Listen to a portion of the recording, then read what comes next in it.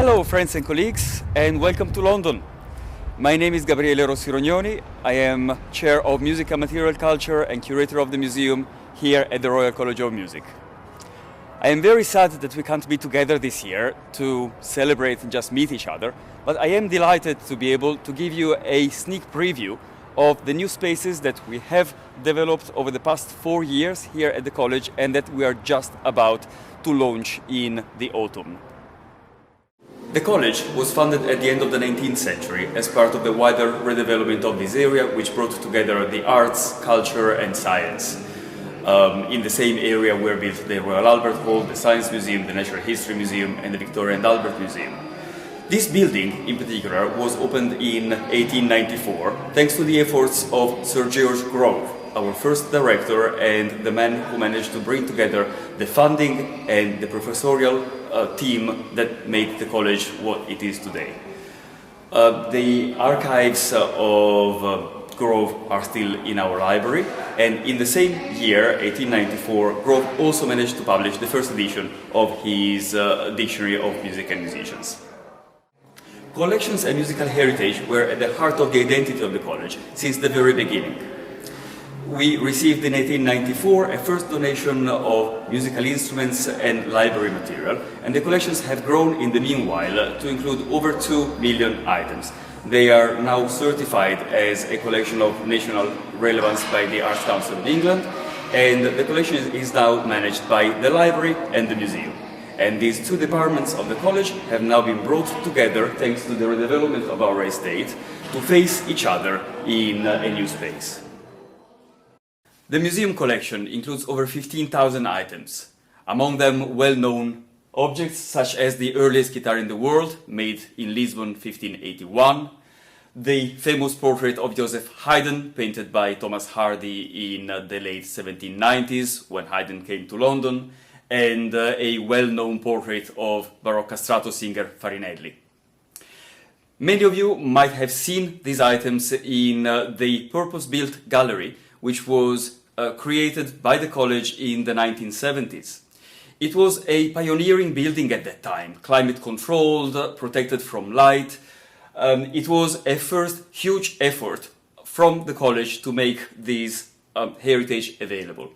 But 40 years later, that space had become outdated. It was hard to reach, it had a huge environmental impact, it was just not fit for purpose.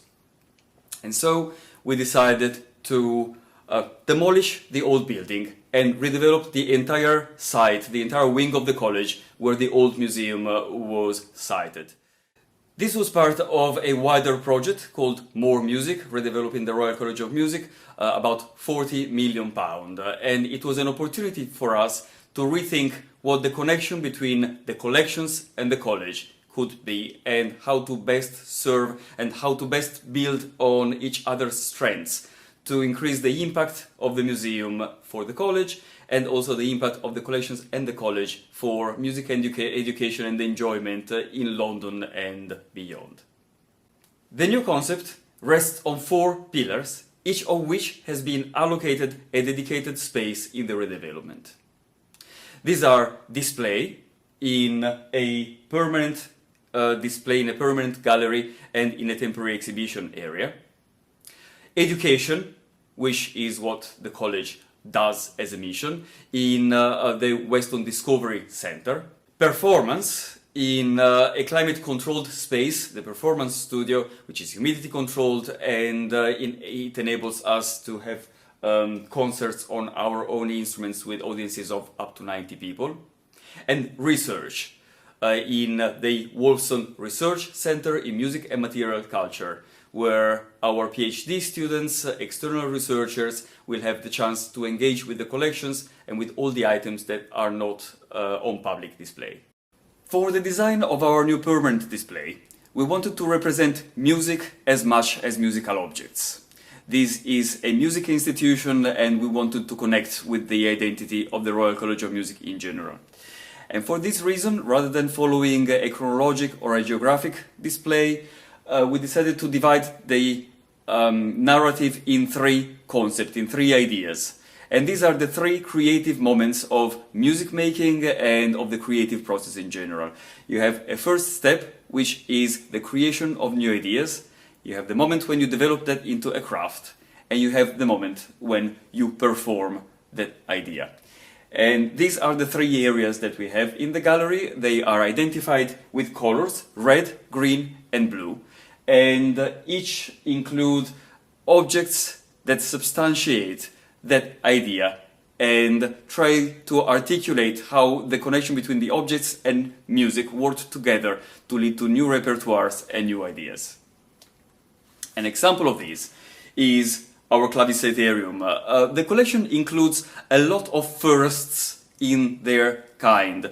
The Claviceterium is well known to be the earliest surviving stringed keyboard instrument in the world. There are still debates about its place and date of construction.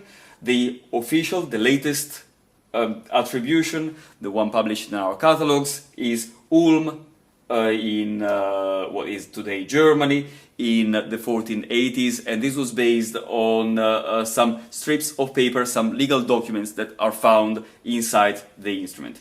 More recent research by Grant O'Brien suggests that the instrument might have been built in central Italy, possibly in Urbino, a bit earlier than this, in the 1450s. Anyway, all the scientific analysis that we have undertaken over the past years confirm that the instrument dates to somewhere in the middle of the 15th century. This instrument is not in playing condition. It is too old and too fragile. But a copy was made in the 1970s by the college under the supervision of Elizabeth Wells, my predecessor, and it is by now a historical piece in its own right. The copy enables us to at least get an idea of what the sound of the instrument might have been like at the time.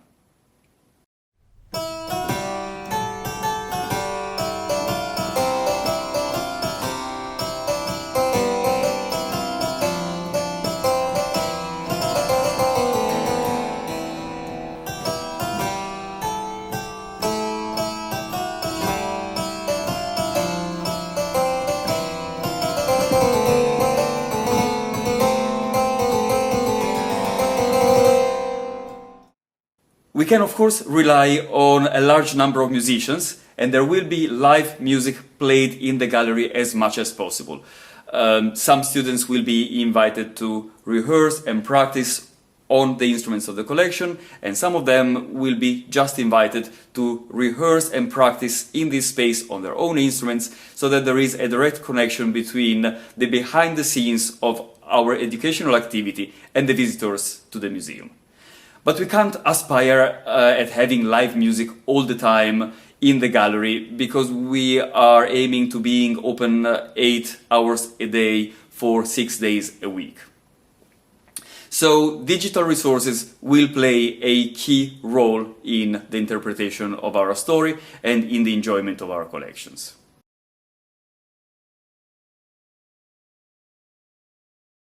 Hi there everyone, my name is Richard Martin and I'm the Digitisation Officer from the museum. Digital has been really important in the way that we've complemented the stories and narratives around the collections in the museum. And it's also important in the way that it allows us to innovate and provide new services for the college as a whole. So for starters, we have in our new lobby and entrance area a new digital installation which provides a canvas for our students to produce digital artworks and composition for screen, and will provide an ongoing opportunity and cycle of works which will be displayed in that space. We also have a new interactive audio guide which will be provided to our visitors on their entrance to the museum. Those guides will feature recordings of the instruments. As we've already mentioned, being able to hear the sounds of those instruments will be really important to the visitors' experience of the museum and of the collections. And they'll also be provided with guided observations and different stories around the instruments which complement and add additional context to the labels which are already in the museum. We also have a number of videos on display throughout the gallery. For example, we have a couple of projections, large scale, including the one that you can see behind me, of musical instrument makers to tie into the topic of music and craft. And we also have a large scale ongoing projection cycle of performances on historic instruments from our collection. We also have a number of screens throughout the gallery displaying videos with additional content and context around the collections, particularly around music and materials and the environment, new innovations from musical instrument makers, and also the student experience of performance and practice that they do within the college. Digital also plays a really important role in our ongoing learning and engagement program, so I'll hand over to Joyce Lamb, who'll discuss those now.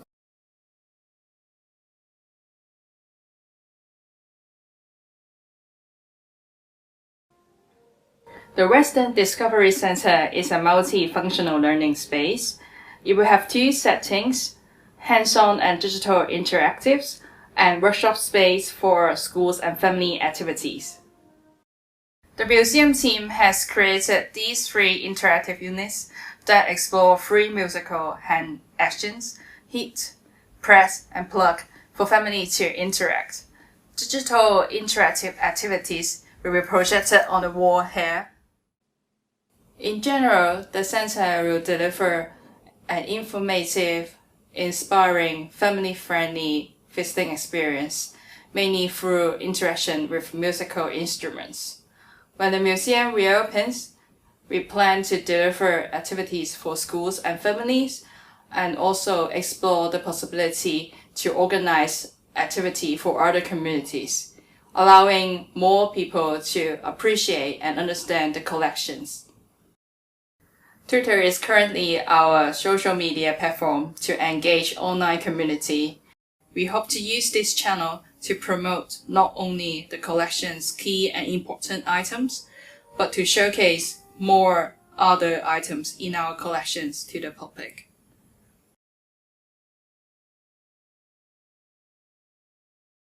Hello, I'm Susana Caldeira, the Museum Conservator. I've been working at the Royal College of Music since December 2015. It's been interesting to see the transformation that the museum went through. So my first job was to check the condition of the collection and then pack it and send it to storage. So we saw the old museum disappearing and little by little the new museum appearing.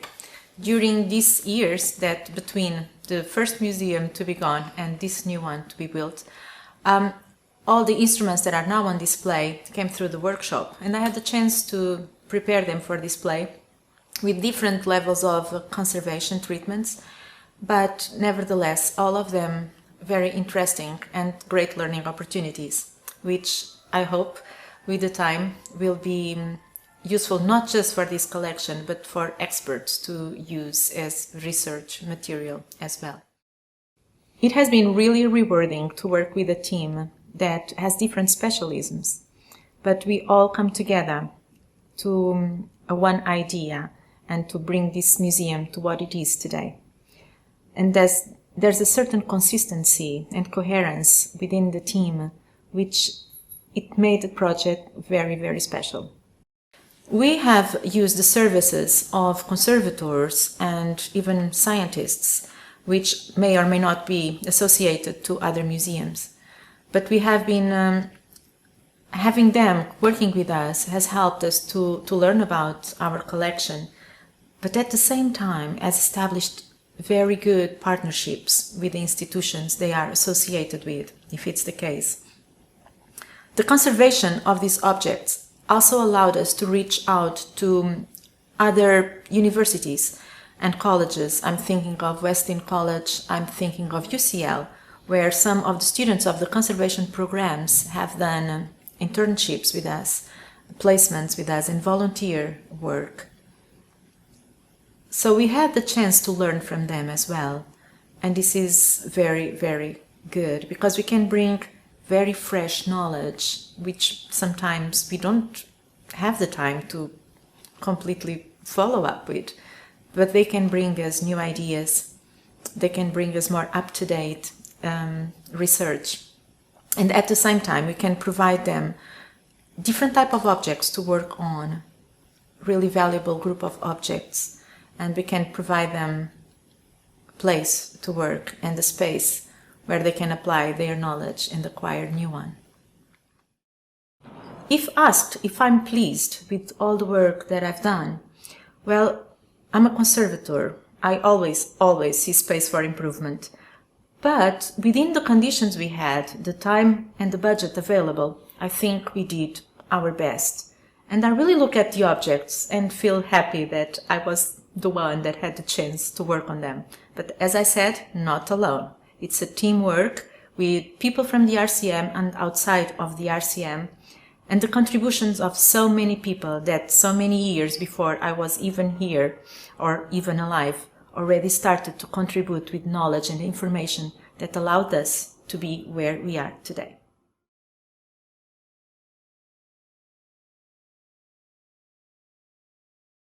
The continuity between the past, the present and the future of music has been a topic that has always been very dear to our heart throughout this project. And we have tried to address it through different media and in different ways. One is a design for the gallery which is colorful and brings energy and movement to the story that we tell. Another one has been the commissioning of specifically made works of art which were created for us, such as the sculpture Antiphonic Waves, which was created by Glaswegian artist Victoria Morton and was chosen in collaboration with the Contemporary Art Society here in London. But a third way will be our activities and programming.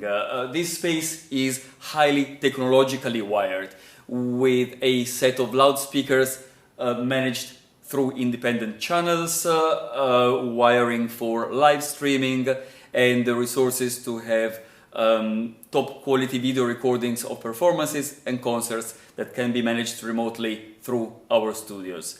The idea is to keep this space alive with activities that not only pertain to our historical performance faculty, but very much bring together the energy towards the future that the institution is meant to embody.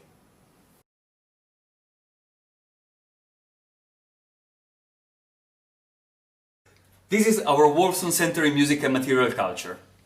It is a space named by the Wolfson Foundation, and it is a multifunctional space which will combine on-site storage, enabling us to retrieve the about 15,000 objects that are not on display, a space for digitization and individual study, a conservation workshop, and a space for object-based learning, which will allow us to bring the students in direct contact with our collections. We have a PhD course in music and material culture, and I would like to invite some of our students to talk about what the center means for them. It's very exciting for researchers in music and musical instruments to finally have a space to study the fascinating collections of the Royal College of Music Museum. The Wolfson Center is an interdisciplinary melting point that it's been long overdue for the student of organology.